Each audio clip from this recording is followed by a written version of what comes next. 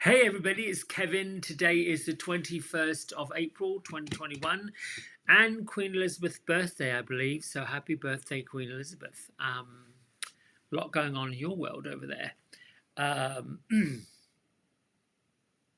Not much to add to today's message other than to say I think it's time for us all to wake up and see ourselves differently than we have seen ourselves for the last little while. um,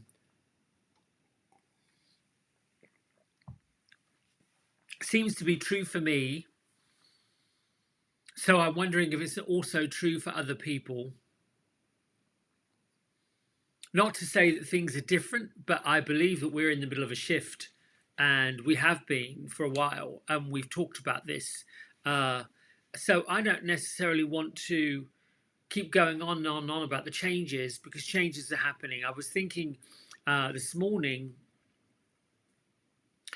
how the weather changes and it seems to change hour by hour, moment by moment, day by day. And it's very interesting that weather, if you will, used to be somewhat predictable. Um, you tune in, you got a pretty good idea of what's going on in the week. But really, how many of us actually look back and say, well, that didn't happen, that wasn't reported? And it happens more and more often than we know. Um, a wild storm pops up that we weren't really planning for. Is that because we were distracted or in our head or busy somewhere else doing something else? And then there is this inner knowledge that we know the change is coming, we sense the change is coming, we're not quite sure what that change is. And then there's two avenues to go: fear of, oh my goodness, what's going to happen? Or, well, let's just go with it. Let's just see what happens. I feel like the change and the shifting that's happening within each one of us is that second one. Go with the flow. Anything is possible. What is lovely about accepting change and pushing past the resistance is the underlying current that we actually are in charge. We didn't think we were, but we are. I've always believed that there are few people, small amount of people making all this noise, all this fuss. But because they're loud and obnoxious and running around in their fear, no matter what that is, trying to convince the world of whatever they're trying to convince the world of. And for the majority, the bigger group of people, they're going about their business. Look at children. They're finding ways to entertain themselves, to get along with one another, to settle their difference pretty quickly, to understand, oh, that didn't feel good, that wasn't quite right, let's move on. And I find smaller children, and with 3, 5, 7, somewhere like that, are much quicker to forgive, much faster to say they're sorry, they didn't mean to, more so than adults. Adults hold on to things. So let's get to today's message before we go plonking on about what we're holding on to. Here we go. No accident that Diana, who's popped up before and recently, along with Katumi, and these two really focus on the higher parts of ourselves, that the deep thinking, the deep wisdom, the inner knowledge, the part that we are in our car focusing on something and we get this wisdom, a notion, a thought, an idea, a feeling. I was often wondering myself, what am I doing this work for? Why am I stepping forward and claiming this sort of inner mastery, if you will? Yesterday I was returning something to a store, and on the way, I got this Awaken the Master Within. It was a meditation that I listened to, and it seemed to be on a loop, meaning that, when it finished, it started again. And each time I listened, and I must have listened to it 3 or 4 times, it's only about 9 minutes long, I heard something new and different. I got a different piece. Not that it was totally different, but another layer.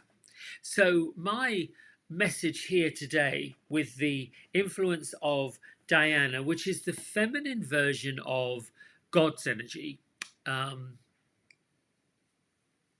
that twin flame, calling forth the feminine part of us as humans, kindness, that energy that doesn't quite work with the rest of the way the world is going. And what Diana's message is, it's speaking from desire. Kuthumi is really one of the ascended masters, if you will. In mythology, it's speaking about how intuitively we all know the answers to the questions, because those answers that we're seeking are within us, which is really why most people who look for an answer, why is this not happening, why is that not happening, how come this hasn't worked out, or when they go and seek psychic counsel, they're looking for the reader to tell them something that they want to know, not necessarily what they need to know. Because here's the thing, what we need to know is right down inside. What we really need to know, we've already known, and it's there. We have an element of the highest intelligence built within us. When you get to a junction on the road and you don't have a GPS and perhaps your signal's not working, intuitively, if you tune into that inner wisdom, you will know whether to turn right or left or go forward. There's just this idea. Walking into a room, and I've spoken about this before, you can tell if the energy in the room, what kind of energy it is. You feel it. It's either energy that aligns with you or energy that does not align with you. In recent months, we've seen images through news media of conflict, of protagonists, of people protesting. They believe that what they're doing is right, that there is a justice to it. And then there are some that are not really sure what to make of it. They don't align with it. They want to clear the decks in their own mind, to clear the slate within their own friendship circles, to heal. And we are at a place right now where those of us who have that inner wisdom, that are tuning into these meditations, are waking up to a kinder, softer, gentler way of being. And prior to this energy right now, those of us that have given everything of ourselves to other people, that have always wanted the best for other people, are now being rewarded. That's being rewarded by this inner knowledge, this higher way of being.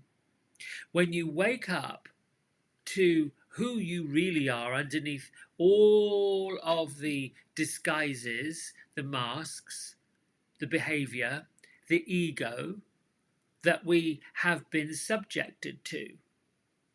When we wake up to realizing, you know what, I don't have to put up with that anymore. I don't have to listen to this. I don't have to be around this. No one gets to tell me who I am, what I'm about. And it's younger folks that are teaching this, because they're going after what they want and they're not stopping until they reach what they're looking for. Before, we've had to follow society's rules, cultural rules, the way everybody says it's supposed to be, so we've gone along with it. Lawmakers, leaders. What's the difference between you and a leader? Oh, that person just decided that they were going to go canvass for votes. Telling people what they believed those people wanted to know, but not necessarily what they needed to know. And now it feels like these lawmakers, at least in this local area, really haven't got a clue how to manage people. Think about it. If you manage yourself well, if you organize your own self, if you know what's right and wrong within yourself, how to move forward, then you're kind of on the right path. If you follow what your heart's telling you, treating other people the way you want to be treated, not being obnoxious, not being offensive, not spouting nastiness to other people, because that's really not what we want. We don't want to be insulted. We don't want to be spoken harshly to. And those of us that have a disagreement, that are light workers, silently disagree. It's still wisdom. It isn't wrong to say nothing when you feel like you don't quite agree with this.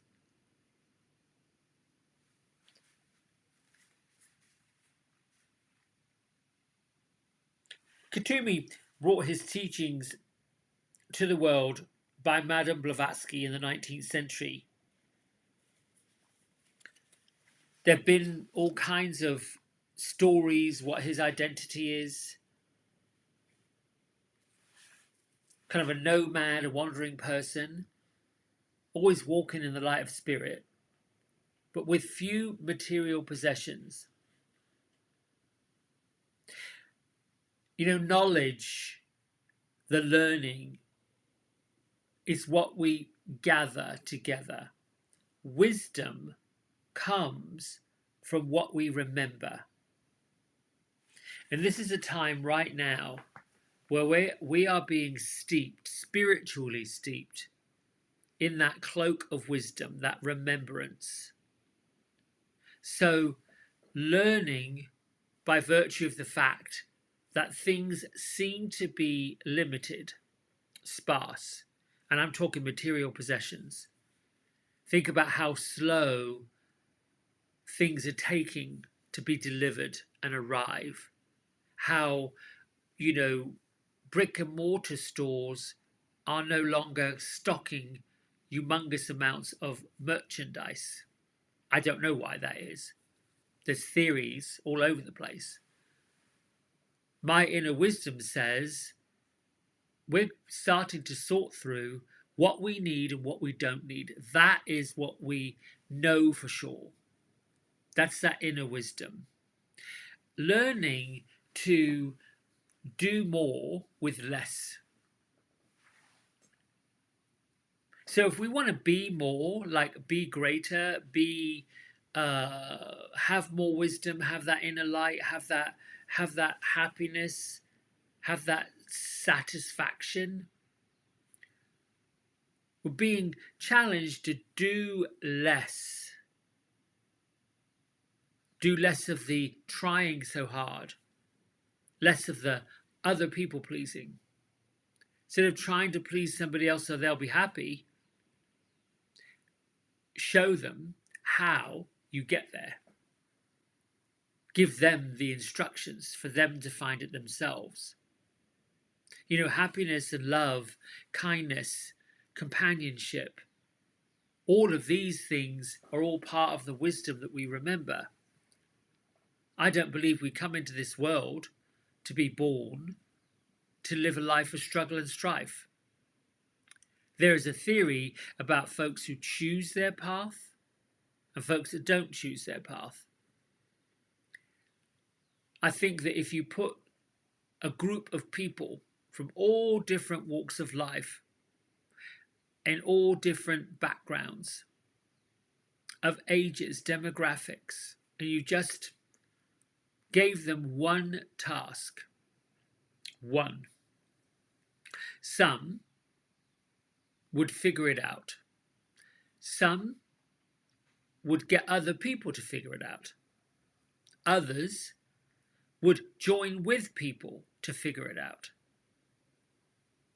It doesn't make any of them wrong. It means that We can all get there. We just get there a little differently. A person's purpose and their path is a little different to our own. But yet there are similarities everywhere. You might not know a person that you're pulling up next to in a parking lot to go to a store, but you're going to make an assumption about that person based upon what they're driving, how they're dressing, what they're saying, how they're walking, the way they carry themselves. Automatically there's these judgments going off. But what if they weren't?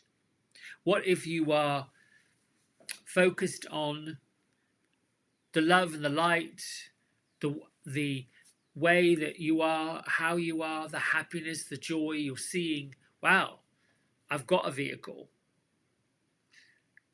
I found the right parking space. I'm grateful for, wow, doing this. You'll be oblivious to what other people are doing, who other people are. Anyway, let's get to the meditation, and I'll explain a little bit about why do we meditate? Why do people find their way to meditation? It is quickly becoming the way to optimal health and inner happiness. You know, there was a time when the Western culture who encouraged meditation would be seen as hippy dippy.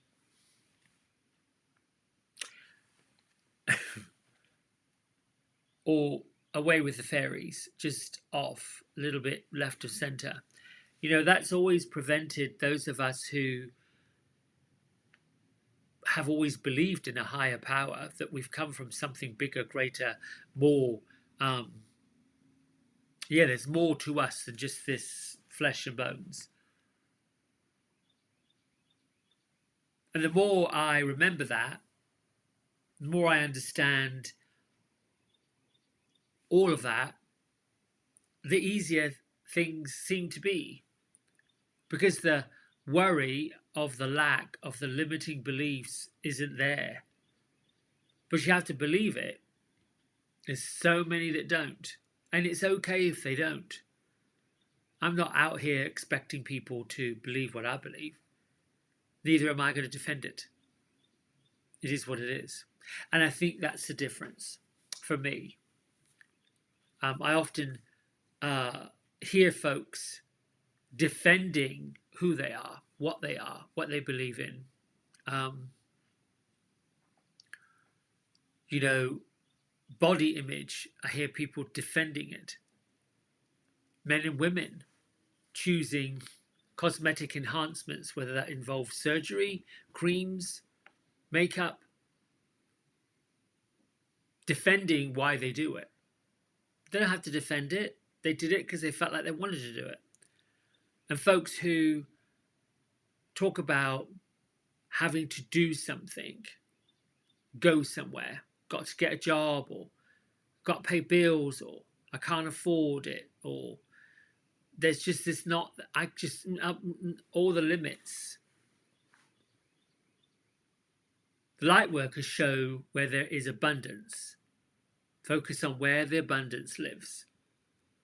And if you're focusing on the abundance and being grateful for all that abundance, for all the extra stuff, the limits get less powerful. And it does take the meditation, the settling down to just nothing but breath, nothing but that inner wisdom, nothing but bringing up what we are and who we are to do it. So let's close our eyes. Oh, actually, no, we've got to do one more thing before we go there. And that is, read this.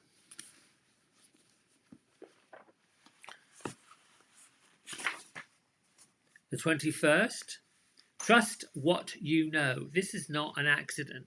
Inner wisdom. Trust what you know. Really, trust what you know. As you grow, as you evolve, as you continue on this journey, you'll discover many special abilities, gifts, and powers. One is an increased sense of knowingness. We will begin to understand events and people on a level much deeper than we experienced before. We will begin to know the feeling of a person, place, or thing. We will begin to feel its energy, not just as a matter of physical form. We'll talk to a person for a while and know if that person feels trapped, feels like a victim, or feels free. We'll know if a place holds energy that's good for us, or we'll know that the energy isn't right for us, doesn't currently complement our needs. We won't judge, we'll just know. We'll know what to do. Powers appear when we open the heart. We find the powers to love, find the powers of comfort, find the powers of faith, and find the power of joy. There are other powers too that come along the way. One of these is the quiet power of trusting what we know, the inner wisdom. Open your heart, let it show what it knows. Learn to trust what you know. You're wiser than you think. Real quick before we go right into that meditation, there's an affirmation I wrote. It's so easy to have an amazing life. It's so easy to have this amazing life. The challenge is believing it to be true. So that inner knowledge, that inner knowing, the instant intuition, that word intuition is so important because it's never wrong, always right. Intuitively, into those first few letters of the word, into, inside. Meditation is the pathway to get there, which is why it's so challenging for folks who are learning to wake up, learning to remember, learning that this wisdom is been knocking on the door all the time. You've had to let go of the cocoon of distrust that this must be crazy, I must be crazy. No, not really. Because there's times, and they're coming now, where you have to rely and trust on that inner knowledge and let go of what bogs us down. Anyway, close your eyes and find the most expressive breath that you can. Big breath in.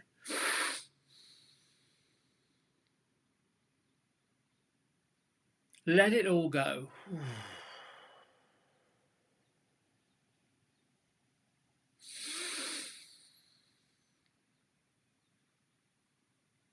With your palms facing up, turn on the breath that you are conscious of, aware of, awake to.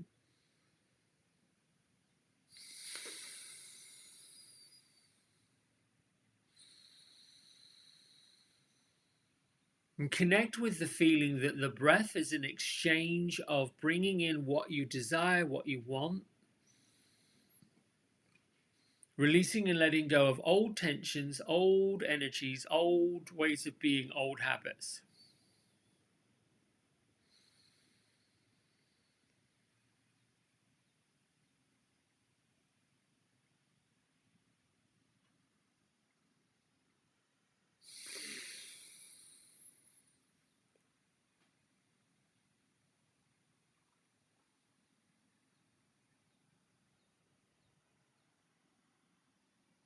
Just bring your mind and your consciousness to your breath.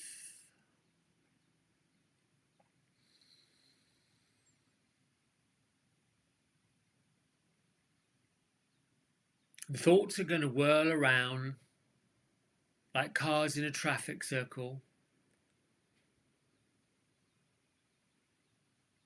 Let the thought find the exit before it becomes an issue.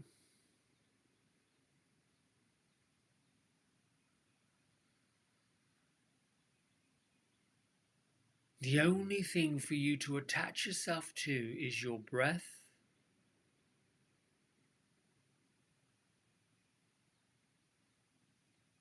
and right where your physical body has landed right now.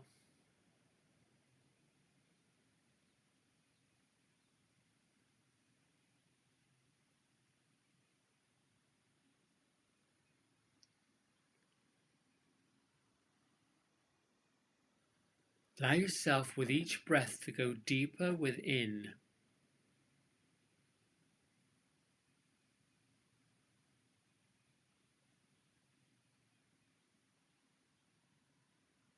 Know that every exhale you're shedding a part of what is no longer wanted or needed.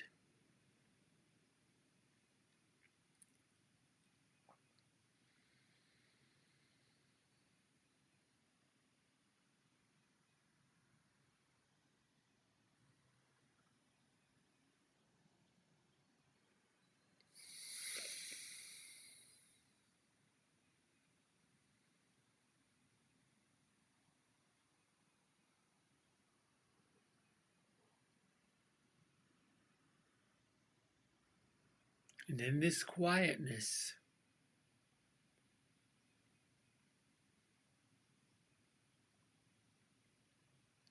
you send up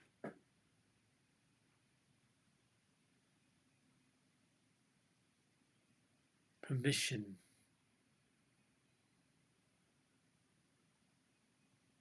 Thank you, Archangel Michael and the Ascended Masters, for cutting ties,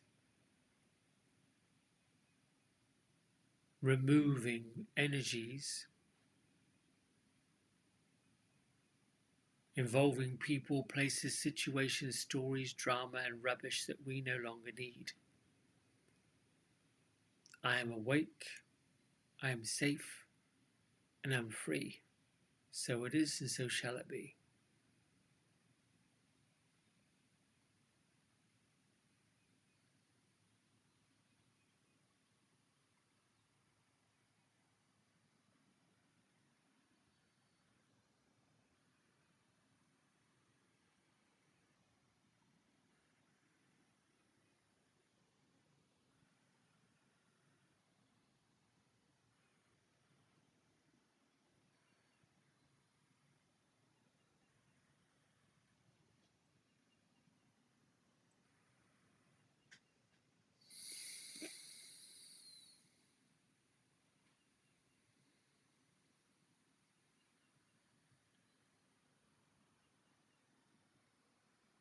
Just allow yourself to go deep, deep, deep within the area of your heart.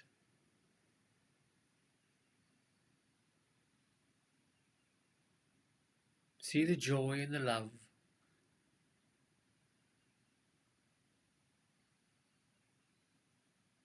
Opening.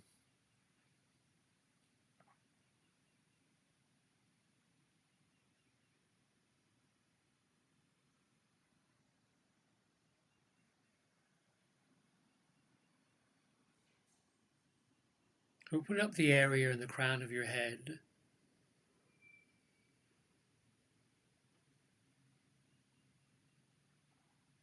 Imagine that there is, and you are, the channel between the higher realms of the universe and the depths of the core of the earth.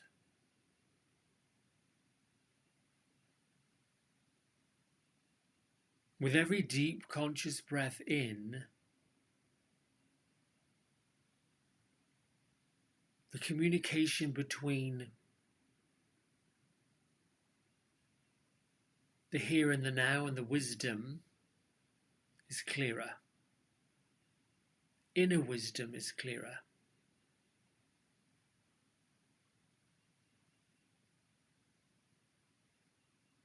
Use your exhales to remove doubt.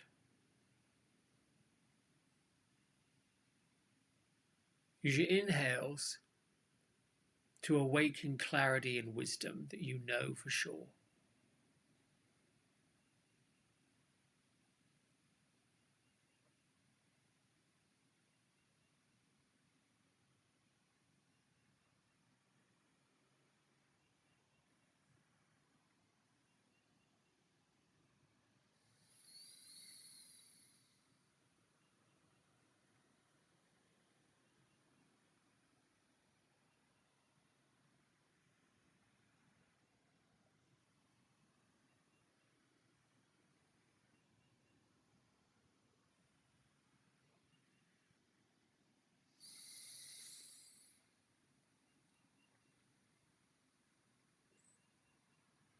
As you go deeper and deeper into your meditation,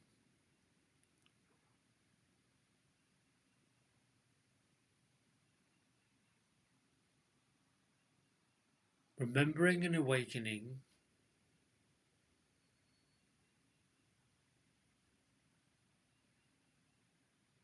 seeing and believing, understanding and knowing.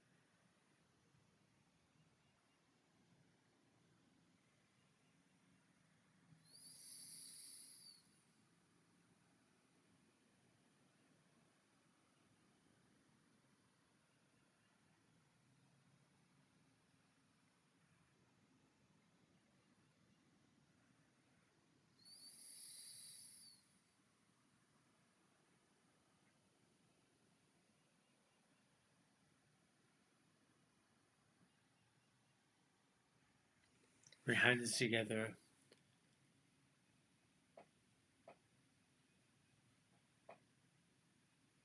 Honor the silence and the quiet space.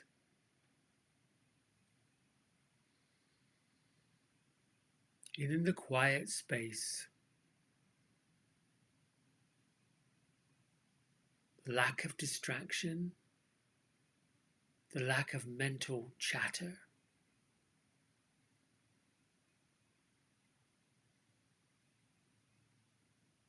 In the space you have consciously cleared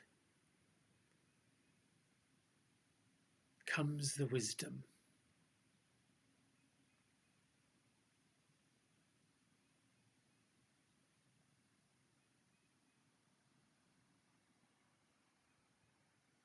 Lift your thumb knuckles to your third eye center. Honor yourself bring light, peace, love, and understanding to the world. As you bow and say namaste.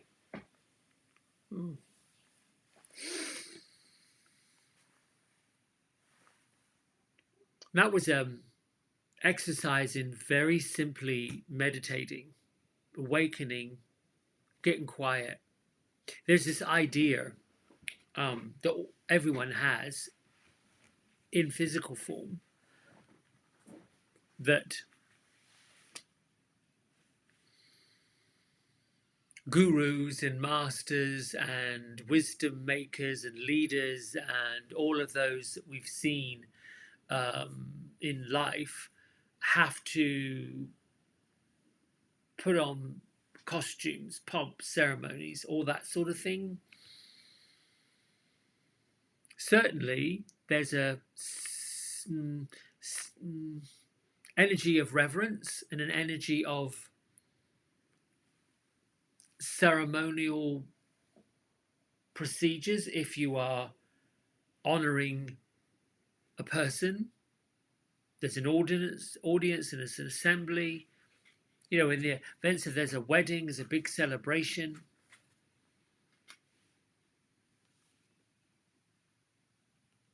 But it's quite interesting and astonishing that the religious practices, not picking on any one particular, put on all of this regalia. They're in all these opulent buildings. And supposedly that's where God is. And indeed, I'm not knocking it. It's lovely to go sit in some of these beautiful buildings, chapels, cathedrals, all around the world. They've been there for centuries. Workers spent hours, years creating them.